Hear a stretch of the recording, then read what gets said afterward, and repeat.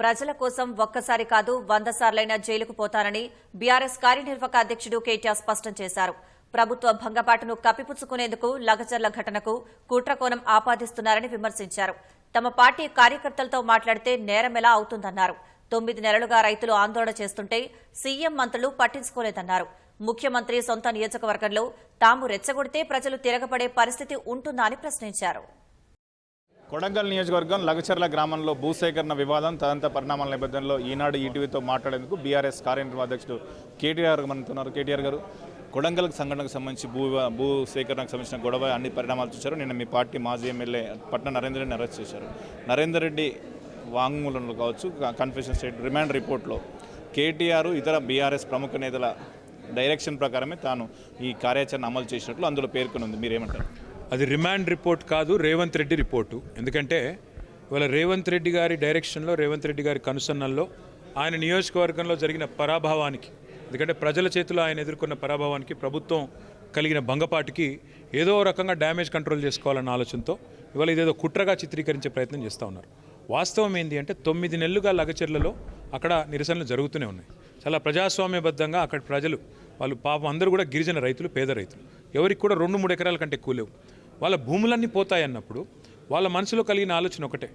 ఇదే ఫార్మా గురించి ఆనాడు రేవంత్ రెడ్డి, కాంగ్రెస్ ప్రభుత్వం, కాంగ్రెస్ పార్టీ మొత్తం హైదరాబాద్ ఫార్మాసిటీని ఉద్దేశించి ఫార్మా అంటేనే కాలుష్యం, ఫార్మా అంటేనే విషయం అని చెప్పి ఆనాడు ప్రజల మనసుల్లో ఒక ఆలోచనను నింపారు. ఇప్పుడు మరి ఇక్కడ తెచ్చి ఫార్మా పెడతానంటే మా ఇల్లు పోతాయి, మా ఊర్లు గుళ్ళవుతాయి, మొత్తం కాలుష్యం నుండి మా జీవితాలు నాశనం అవుతాయన్న ఉద్దేశంతో రైతులు నిరసన చేస్తూ ఉన్నారు. కానీ రేవంత్ రెడ్డి గారి ప్రభుత్వంలో నిజానికి కొడంగల్ నియోజకవర్గంలో కూడా అక్కడ పట్టించుకున్న వాళ్ళు లేరు. 9 నెలలుగా నిరసనలు జరుగుతుంటే ముఖ్యమంత్రి పట్టించుకోలేదు, జిల్లా మంత్రి పట్టించుకోలేదు, పరిశ్రమల మంత్రి పట్టించుకోలేదు, చివరికి అక్కడ కలెక్టర్ గారు కూడా పట్టించుకోలేదు. దానివల్ల చివరికి ఏం జరిగింది? చిలికి చిలికి గాలివానైనట్టు ప్రజాస్వామ్యబద్ధంగా పరిమితంగా జరిగిన నిరసనలు చివరికి ఉగ్రరూపం ప్రజలు దాల్చే పరిస్థితి వచ్చింది.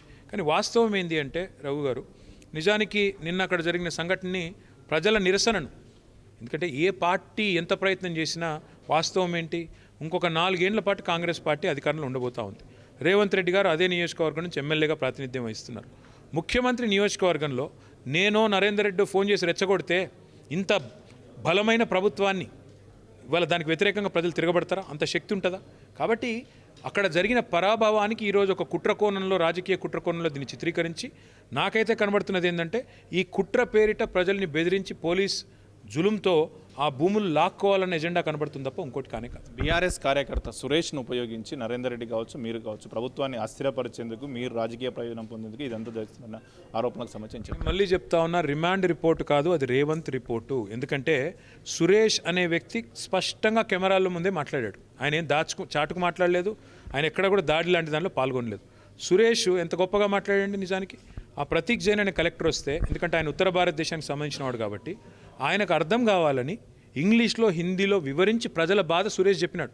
ఒక రాజకీయ నాయకుడిగా, ప్రజాస్వామ్యంలో ఒక కార్యకర్తగా, నాయకుడిగా మా బాధ్యత ఏంది? ప్రధాన ప్రతిపక్షంగా తప్పకుండా ప్రజల మనోవేదనను ప్రభుత్వం దృష్టికి తీసుకొని పోవాలా. మా సురేష్ చేసింది అదే. ఎస్, సురేష్ మా కార్యకర్తనే. నరేందర్ రెడ్డి మొన్నటిదాకా అక్కడి నుంచి ప్రాతినిధ్యం వహించిన ఎమ్మెల్యే, 5 ఏళ్ళు ప్రాతినిధ్యం వహించిన ఎమ్మెల్యే. నేను ఒకటే అడుగుతా ఉన్నా బ్రదర్, ప్రధాన ప్రతిపక్షంగా మా బాధ్యత ఏంటి?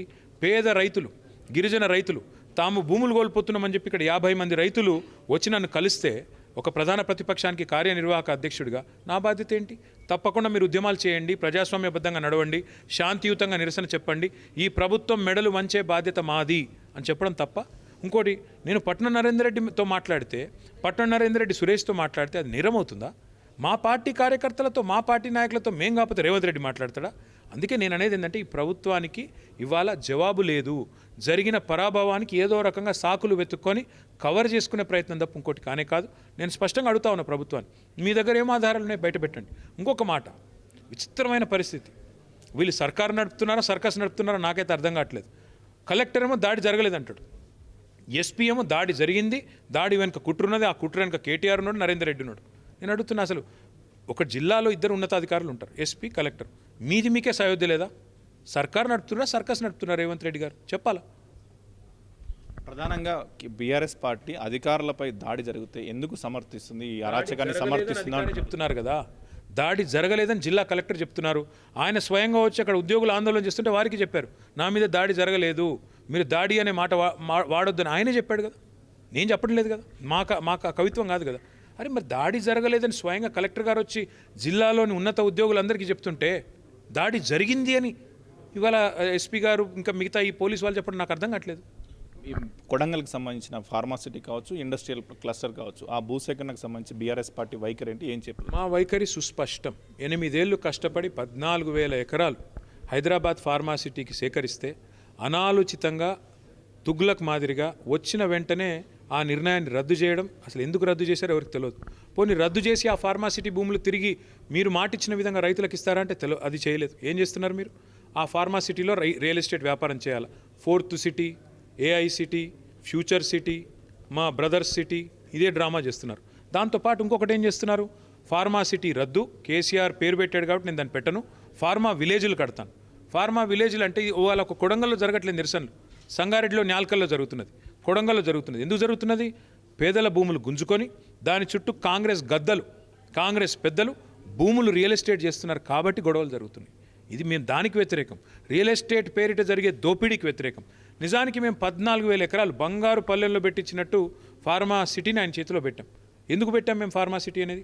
ఆలోచనతో. చైనా లాంటి దేశాలతో పోటీ పడాలి భారతదేశం అంటే హైదరాబాద్కి ఇప్పటికే లైఫ్ సైన్సెస్ సెక్టర్లో ఒక పేరుంది, తెలంగాణకు ఒక పేరుంది. దాన్ని మరింత సుదృఢం చేయడానికి, మరింత దృఢమైన స్థావరంగా హైదరాబాద్ చేయడానికి మేము తనలాడినాం. ఇలా ఆయన చేతిలో పెడితే ఆయనకు తెలిసింది ఒక రియల్ ఎస్టేట్ తప్ప ఇంకోటి తెలియదు. కాబట్టి రియల్ ఎస్టేట్ చుట్టూ ఆలోచన చేస్తూ ఉన్నాడు. ఇవాళ మేము ఈ ప్రభుత్వానికి చేసే విజ్ఞప్తి ఒకటే, మీ వైఖరి స్పష్టం చేయండి.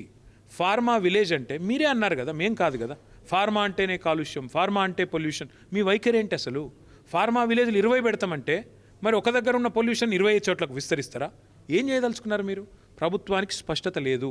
అందుకే మేము డిమాండ్ చేసేది, ఫార్మా సిటీ విషయంలో మీ వైఖరి స్పష్టంగా చెప్పండి. కోర్టును తప్పుదోవ పట్టిస్తున్నారు, హైకోర్టుకు చెప్తున్నారు ఫార్మా సిటీ ఉందని. మరొక వైపు AI సిటీ, ఫ్యూచర్ సిటీ, ఇంకో సిటీ అంటున్నారు. నేను అడుగుతున్నా, AI సిటీ అంటున్నావు, ఫ్యూచర్ సిటీ అంటున్నావు, 4th సిటీ అంటున్నావు, స్కిల్ యూనివర్సిటీ అంటున్నావు. 1 ఇంచు భూమి సేకరించినవా? ఆ ఫార్మా సిటీ కోసం సేకరించిన భూములే కదా. మరి ఫార్మా సిటీ కోసం సేకరించిన భూములకు కండిషనల్ ల్యాండ్ అక్విజిషన్, అది ఫార్మా కోసమే వాడాలి. మరి దానికోసం వాడకుండా రియల్ ఎస్టేట్ చేస్తా, మా అన్నదమ్ములకు అప్పచెప్తా, మా అల్లుడికి నేను కొడంగల్లో భూమి ఇస్తా, అక్కడ ఫార్మా కంపెనీ పెట్టిస్తా అంటే ప్రజలు తిరగబడక ఏం చేస్తారండి? చివరగా ఒకటి, లగచర్ల ఘటనకు సంబంధించి కేటీఆర్ మొదటి ముద్దాయి, కేటీఆర్ని అరెస్ట్ చేయాల్సిందని డిమాండ్లు వస్తున్నాయి. నేను పేద రైతుల కోసం, గిరిజన రైతుల కోసం ఒక్కసారి కాదు 100 సార్లు అరెస్ట్ అవుతా, 100 సార్లు జైలుకు పోతా.